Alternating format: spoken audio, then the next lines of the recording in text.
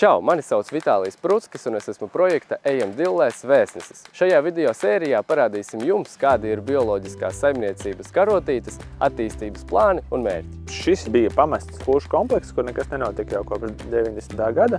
Mēs viņu iegādājāmies un lēnām ar Eiropas fondu atbalstu būvējam gan vistu kūtis, gan barības sagatavošanas cehu, gan arī jaunu kautuvu. Ar ko šīs jaunās telpas varbūt atšķirsies jau no esošajām? Noteikti esošajās mēs esam uz vairākiem grābekļiem uzkāpuši, un tad šeit esam centušies novērst visas tās nepilnības, kas bija pirmajā kūtī, ko būvējām. Šeit ir daudz ergonomiskāk, daudz vairāk jau datori arī iesaistīti un modernās tehnoloģijas. Mēs uzbūvējot visu šo kompleksu, ražošanas apjomu varēs palielināt vairāk kā 6 reizes. Paralēli šai būvniecībai mēs attīstam arī savus pārdošanas kanālus, piedalāmies starptautiskās izstādēs, kur meklējam jaunus partnerus, veicam arī dažādus Eiropas fondu atbalstītus marketinga pasākumus ārzemju tirgu izpētēji. Līdz ar to aktīvi strādājam, lai mūsu viss būtu nopērkami katrā Eiropas valstī.